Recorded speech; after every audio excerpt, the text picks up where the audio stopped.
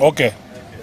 Yeah, so the Central Management Committee of ODM has met this morning to review the current affairs in the country. This meeting took place against a backdrop of continuing protests against the government across the country, the rejection of the Finance Bill 2024, the dismissal of the entire cabinet yesterday, and the offer by President William Ruto for consultations across different sectors and political formations with a view to forming, in his own words, a broad-based inclusive government that can assist in transforming Kenya.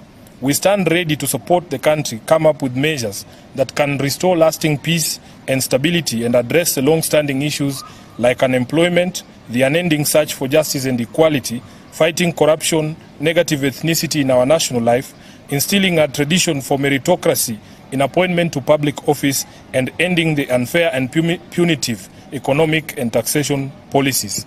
This conversation, in our view, must come ahead of other conversations on the structure of our governance going forward. As a party, ODM has never shied away from stepping up and having difficult conversations whenever the destiny of our nation is at stake. Indeed, it is said that it is in times of crisis that leadership emerges. The emerging issues and urgent need to address them is not about rescuing Kenya Kwanza regime or indeed Ruto himself. The nation is bigger than and distinct from any one of us.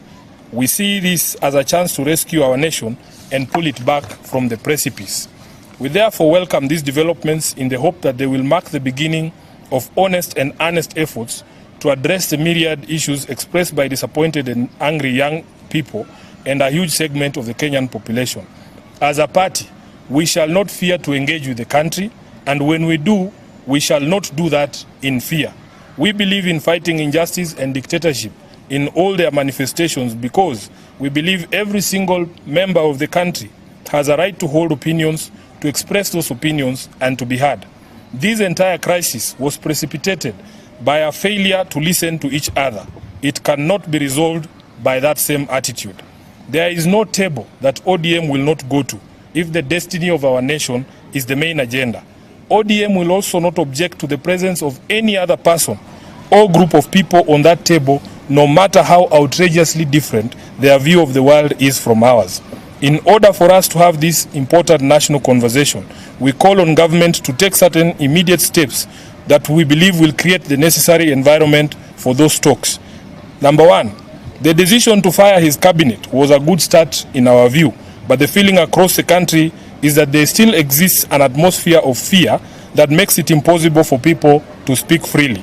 Ruto must fire the Inspector General of Police, the Nairobi Police Commander, and apprehend all police officers implicated in the murders of the over 200 innocent Kenyans in peaceful protests since last year. We call for a national amnesty for all persons arrested or charged in connection with protests and compensation for all victims of police brutality. Time is of the essence, fellow countrymen. That is the end of the statements, and because it's a Friday, please allow us not to take any questions. Thank you very much. Thank you. No, we will allow you to focus on this.